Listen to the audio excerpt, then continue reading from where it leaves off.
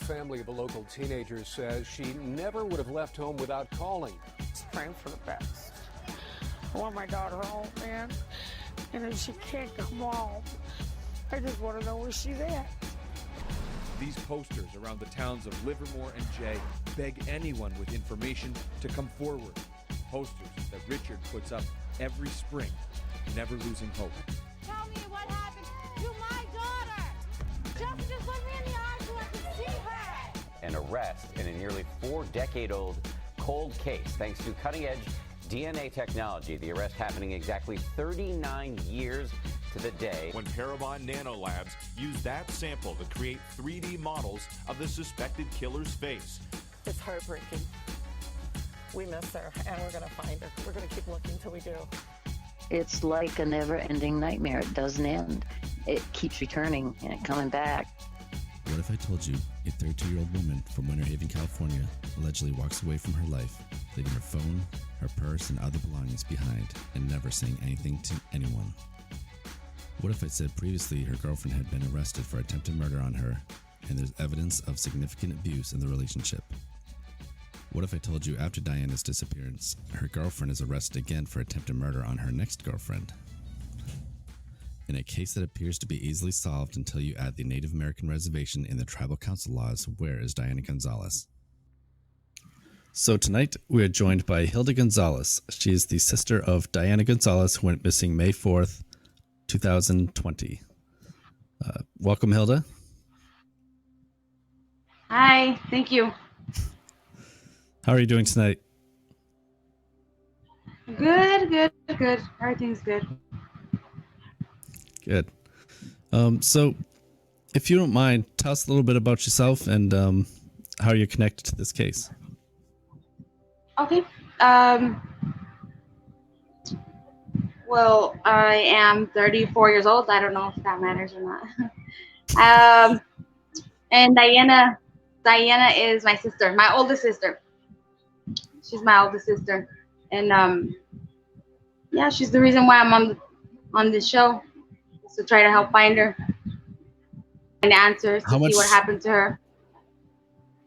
What's the age difference between the two of you? How many years?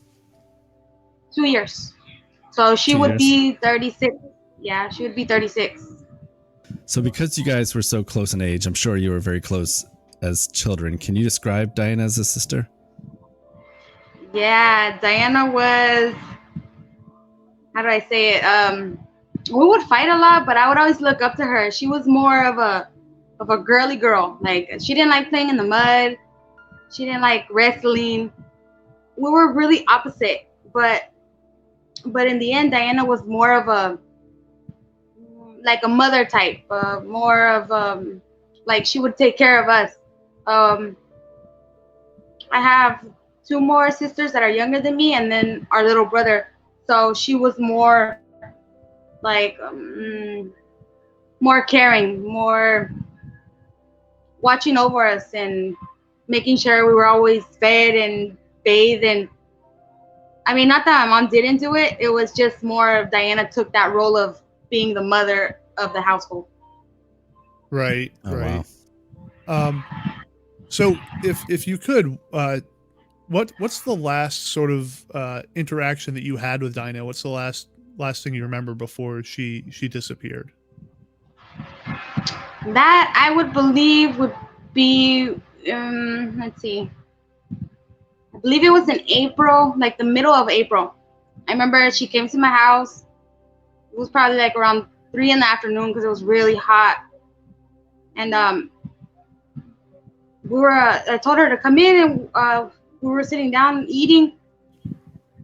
And I remember we were talking for a little bit, and I had asked her, I was like, hey, how your baby's doing? How are my nieces doing? And she kind of got sad a little bit, but she just told me, respectfully, she said that she didn't want to talk about it because it hurted her too much. And I told her, oh, it's okay. Don't worry about it. So, I mean, other than that, she spent like another 10 minutes right there with me talking about her and her girlfriend, Daniela. I guess they had some kind of problems. And then after that, she walked out of my door. And then I'd say for another month I talked to her, and then after that I didn't talk to her after that. I haven't heard from her. So how many kids did she have? She had 3 girls and 2 boys. Oh, okay. And she was only what, 33? So she had quite a few kids pretty young, huh? Yeah. The now what was sort of when did you find out that she had gone missing, and how did you find out that she had gone missing? So I was already here in Mexico, and I remember I talked to Diana, but since I came to Mexico, it was like about a month, you know, like Diana would answer me every 3 to 4 days. So like around May 1st, I believe, of 2020, the girlfriend Daniela had messaged me, and she told me, hey, have you talked to your sister? And I messaged her back. I told her, no, I sent her a message 3 days ago, as a matter of fact, but she hasn't answered. I told her, but Diana usually does that. So then the girlfriend Daniela told me, oh, it's because we had an argument, and you know, she hasn't seen her since. And I was thinking, well, 3 days is a long time, you know, to not see my sister and not to know about her. So I told her, okay, well, let me see if I could find Diana, see if I get a message or something. And I kept calling her on Facebook. I called her to her number. Nothing. She didn't answer at all. No, did it ring? Was it trying to connect? It probably rang 2 times. 2 times it rang, and then it went to voicemail. Okay. What's the official story about Diana? What did like the law enforcement believe happened, if you're aware of that? Yeah. So Danny told me about Diana missing, and then I called my mom, and I didn't want to worry my mom because she has cancer. So I kind of talked to my younger sister, Crystal, and I told her, hey, you know, like, this is going on. Danny messaged me. So then Crystal started messaging Diana, and then from there we started talking to my aunt Jenny, and my aunt Jenny was the one that actually made the report. I didn't want to, how do I say it? I think it was more too hard for me to make that report because I didn't want it to be true. But once Danny messaged me and told me, you know, like, hey, well, I called the hospital, you know, I called the jail, I called the morgue. And I told her, well, why would you call the morgue? Like, maybe the hospital I can understand, maybe the jail, maybe, but like the morgue, like, why would you, you know, That's like, weird. it was, basically that's a big leap. 3 days. Yeah, it was, Diana had barely been missing 3 days. So why would you even think maybe she's gone? I don't know. Maybe because I'm her sister. Maybe that's, I think like that. I don't know. No, I think that's completely reasonable.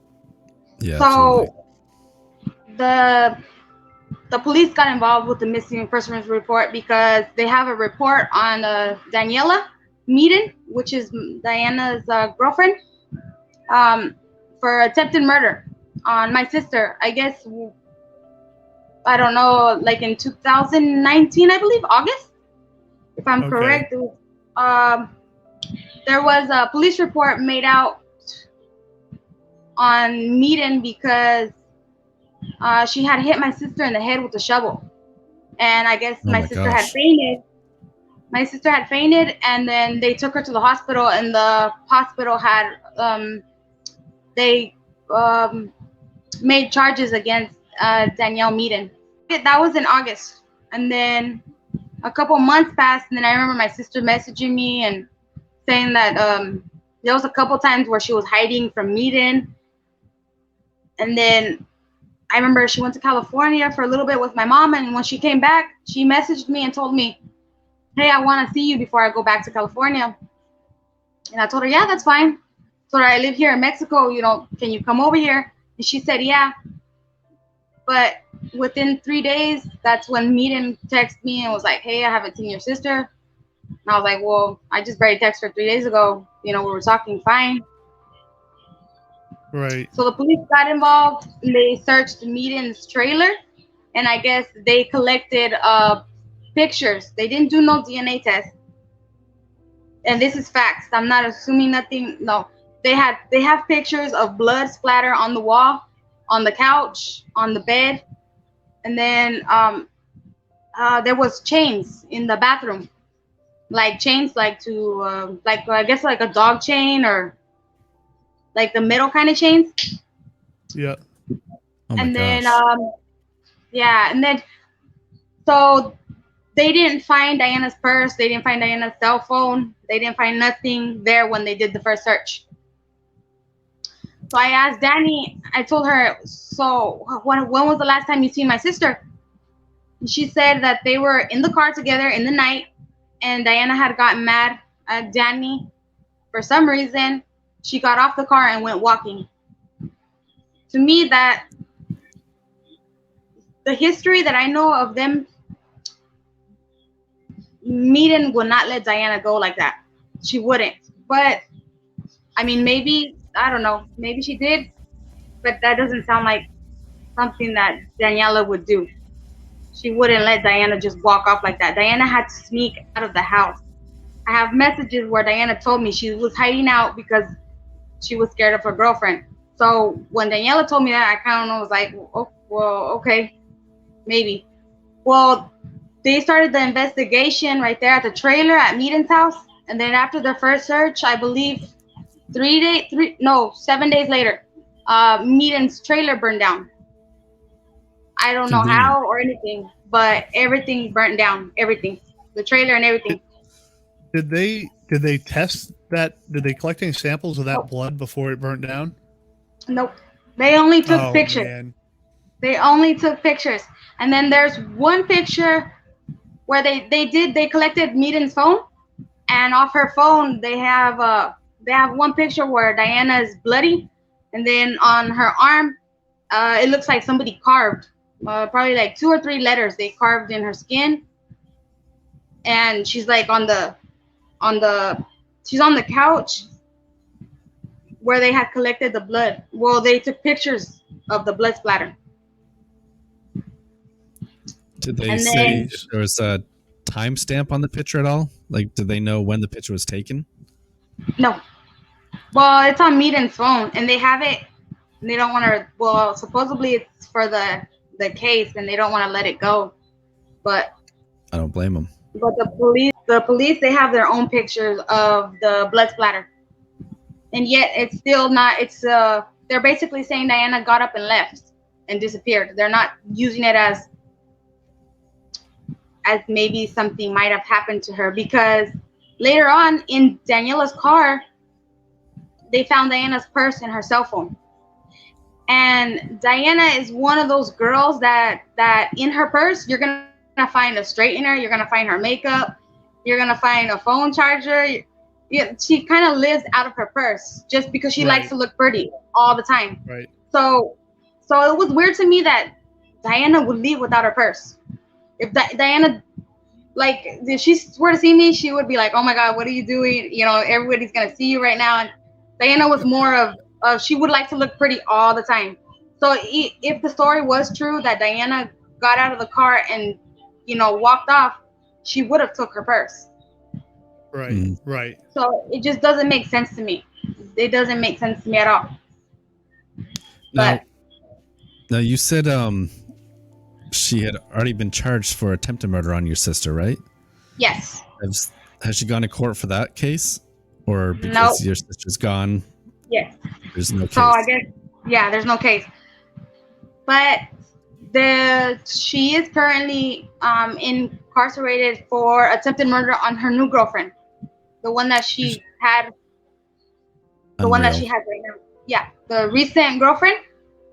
She raised charges on Meaden, and they're charging her with attempted murder.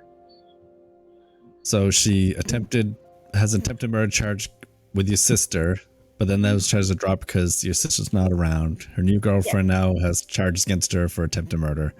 Unreal that they can't do something with this case. Yes. Did law enforcement? who's the investigating body in this? Like, was it Winterhaven that she disappeared from? Well, they lived in Winterhaven, so I'm guessing maybe that's probably why, because she's Indian and she lives on the reservation. And I heard that it's more difficult than it would be, another person, not native. So Right. Yeah, because they handle their own sort of cases there, right? Like that's handled specifically by the reservation. yeah. And then when my aunt and my mom went down to look right there at the trailer to do a search, I believe one police was present, and they found 3 pallets with 3 crosses in the back. And supposedly Danny told the police that she had 3 dogs and they passed away, and that's where she buried her dogs at. That's why there's pallets on the floor with a cross, and then there's a little bit of dirt on top of the pallet. Well, there's one pallet. Well, I thought it was weird. There's one pallet. There's a blanket, and then there's a pallet on top of it, and then there's dirt to cover it. But it doesn't have no cross. So there's 4 pallets altogether. But there's one that looks like they're trying to hide it. So these are like little grave sites that they'd made themselves? Yes, and there's actual pictures of that behind her house. And the police said that they can't dig because that's sacred grounds. I guess the Indians bury their own people in the backyards, and I guess that's legal for them. That's illegal. And they can't check that at all because of the sacred. Wow. Yeah. What about with a cadaver dog though? Like a dog that can tell the difference between human remains and. Can they do that? Yes. Can they tell the difference between humans and they were supposed to. Okay.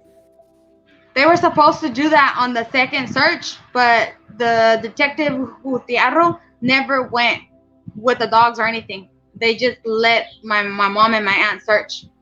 But the dogs were supposed to go in, and they never showed up. Oh my god. They need to go in. Wow. What a crazy case. Like it's so easily solved, and it's only a few years old. It's only a few years old. I don't know why they would want it to keep kicking it down the road, especially if this girl's already incarcerated. Are they waiting for her time to end on this incarceration? She was found guilty of that charge, right?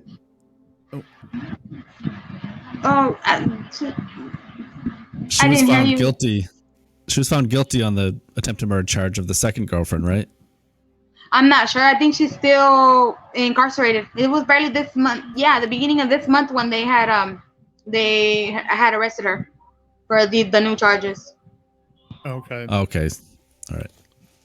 But the new girlfriend of Meaden's was messaging my mom, and she told her that she didn't really want to go through with the charges because she was scared that Meaden would get out and finish what she was starting. Well, what she had started. Had she heard anything about your sister though? Excuse me? Had the new girlfriend heard about your sister being missing? Yes. Yeah, but did Daniela say anything to her or make any accusations or say like you're gonna end up like Diana?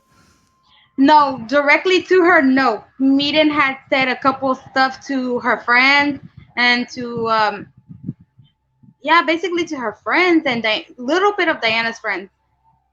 But none of them want to testify. That's what I don't understand either. They say they're Diana's friends. She's like probably 5'3". I mean, she's not that. She's like, she's really tiny. I mean, maybe she has friends in high places. Maybe, I don't know. Right. But there's a lot of people that don't want to speak out. They'll send me messages of what Meaden had said to them, but they don't want to testify because there was a couple messages where they said, well, they sent me and Daniela is saying that she burnt Diana and then she tried to bury her.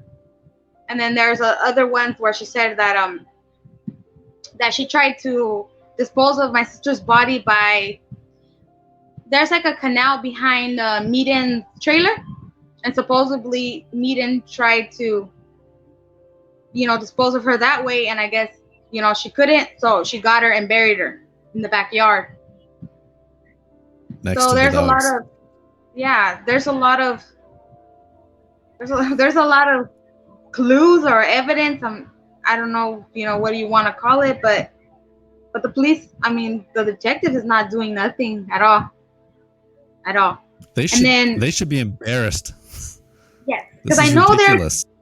I know if it's true what Meaden says, I know that there's cameras at the stoplight, at the light, that there's cameras. So if Diana did get off the car and walk away, why wouldn't they tell her, okay, well, where was the street that she got off at? What time did she get off? And then check the cameras.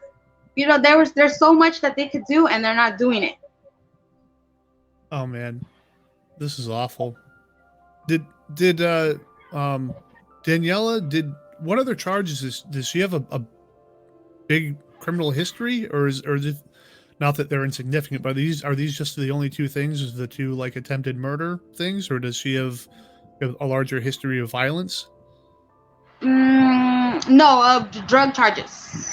Okay. She has a couple of drug charges, and then the times that Diana did, she came to my house one time and she had like her head open right here a little bit on the side, and I had asked her, what happened, and at the beginning she said she fell, but I know my sister, so I know when she's lying and I know when she's not. So I told her again, I didn't ask her in a mean way, just, hey Diana, well, don't worry about it. Like, I'm not going to judge you. Your life is your life. If you're comfortable with, your situation, that's fine. But just, I want to know what happened and why. And then she told me that Daniela had gotten jealous of one of Diana's friends going over, because he's bisexual and he's a male. So I guess Meaden thought maybe Diana and this person were seeing each other or something, and she like went off. And then she said that the reason why she would take so long to message me back on Facebook was because there was days where she was tied up to the bed and starved, and then there was times where she was in the bathroom.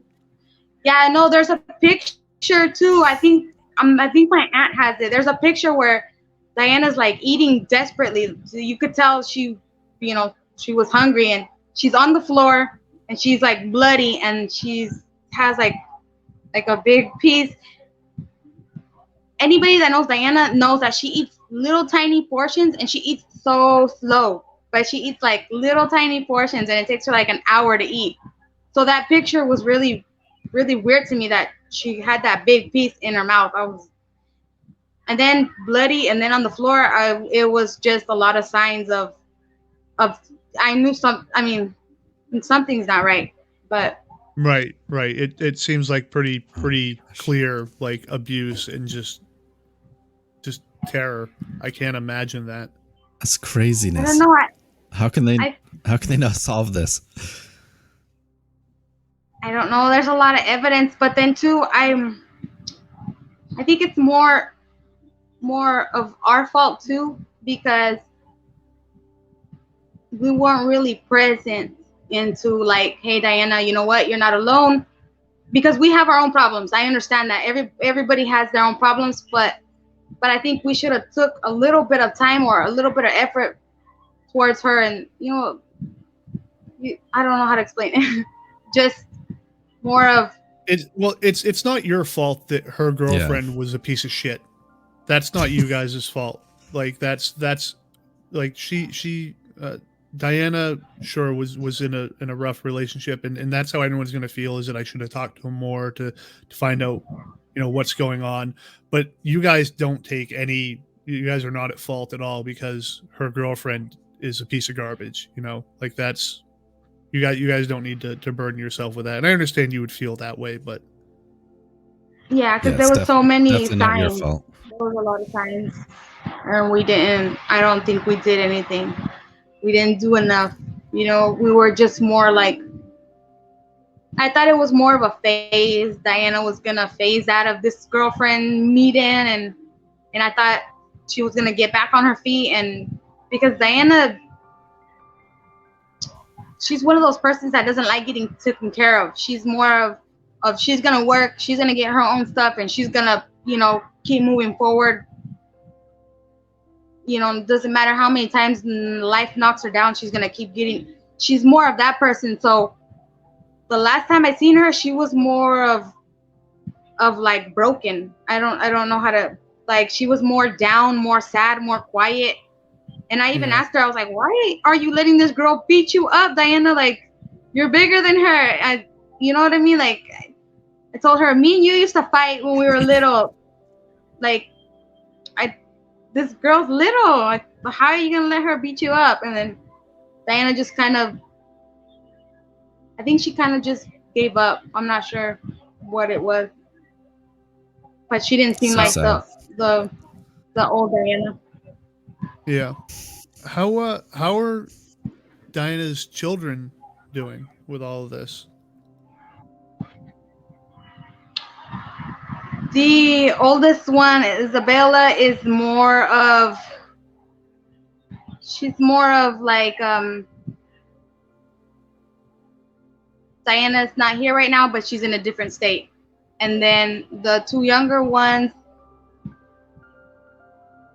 are more, the same as like as if Diana's on vacation and she's gonna come back one day. And then the two boys, they're the smallest ones. They don't really, I don't think they really understand right now. Right. Yeah, it's a tough thing to even think about. Did they live with Diana, or were they living with their dad or something? Yeah. Okay. For the majority of the time, they were living with Diana. The three girls, they were living with Diana for, I'd say two years prior. 2018, she was in another abusive relationship, and the caseworker gave her a warning and told her if she didn't, she didn't clean up, their act, that her kids were gonna get taken away. So in 2018, that was the last time she had her kids. Yeah, no, the majority of the time they were with their mom. That's why Diana was more of she was gonna, take care of her family because she was gonna do it. It wasn't more of Diana depended on people. Yeah. And her oldest daughter is 15, so she barely had 2 years without her kids. It's barely been, well, altogether now it's 4 years because she has 2 years missing, but it was 2 years without her kids. So, and just to clarify, the kids weren't taken away because she was doing anything wrong. It's because she was in a relationship that wasn't good for the kids to be around, right? Yes. Yeah. Yeah, the caseworker wanted her to press charges on her ex-partner, but Diana didn't want to, so it was more of her endangering the kids because she didn't want to press charges on her partner. So. Now, we should say your mom was going to try to join us tonight, but she wasn't able to. How is she taking all this? Really hard. And I mean, I understand, but I don't think I'll ever really understand the pain she's going through now. Because me as a sister, when I think about Diana, I do get down and sad and stuff, but I get up and I start distracting my mind. My mom, she called me crying the other day and she asked me, how do you do it? And I told her, how do I do what, Mom? And she said, how do you stay so strong when you were the one that was closest to Diana? And then that's when I told my mother, I mean, it's not our fault, but I mean, if Diana is here, I hope she's doing good and I hope she's fine. But if she's not, I know no one else can hurt her. And I know that sounds really messed up, but no one can hurt her if she's not here. My beliefs, my religion, I believe, she's at peace and no one else can touch her. No one else can beat her up. No one else can call her names. Like, there's not going to be a day that goes by that she's going to feel lonely. But my mom, she's taking it hard. She posts his pictures on, on pages trying to find Diana. She's been asking everybody on Facebook to share the photos. She makes videos of Diana. She's asking Diana to come back home. It's just really hard. I have 3 kids myself, and I can't imagine losing one and not knowing if they're okay, if they're, I don't know. It's just hard. Yeah. It's unbelievable the whole way around. Like, there's no reason that she hasn't been found yet, honestly. Sounds like it's politics with the tribal council or whatever. I guess I don't understand why this isn't being looked into at all. Like, I'm just really baffled. Now, the case with her current girlfriend, right? The one that she's in jail for, like, attempting to murder. Is that in the same, was that on the reservation as well? Is that in the same area? No, that one is in Yuma. She tried, the Yuma County picked up charges. Okay. The Yuma County picked up those charges. I heard from my sister, I believe, that that one of Daniela's ex-girlfriend, she went missing too. The one before my sister. And her family is still trying to find her as well. Do you know what her name was? I'm sorry, the previous girlfriend? I can try to figure it out. But I'll ask, and I'll ask for some kind of proof, some kind of paperwork. Yeah, it'd be interesting to look that case up. Sorry, go ahead, Jeff. So just for the timeline, so there was Daniela's previous girlfriend had gone missing, allegedly. Then she meets up with Diana and quite seemingly has beaten the crap out of her, attempted murder. And then she goes missing, and now she's on to a new girlfriend who she's in jail for attempting murder against, allegedly. Yes. With the case that's in Yuma and with the attempted murder and Diana, they're in different areas, so those police forces are not working together on any of this. Like, it doesn't seem like they're sharing information. Correct. The Yuma County is in Arizona State, and Winterhaven is California State, so they have no connection with each other. The attempted murder charges from my sister, they were in Winterhaven, California. The one that has the current girlfriend is in Yuma County, Arizona. Okay. But the state of Arizona and the girlfriend are proceeding with the charges, the current charges now. But from what she told my mom, she's scared and she does not want to proceed because she's scared that Danny might get out and hurt her. Do you have anything else that you wanna say? You want anything else you want anyone to know about any of this? No. I mean, just if they some miracle, if they see her, or if they know any information. She has tattoos on her right arm. Has another tattoo on both ankles. I mean, if they see somebody familiar or similar to how she looks, or if maybe, but even like the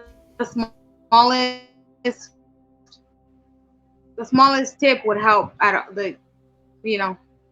Anybody that possibly could look like her.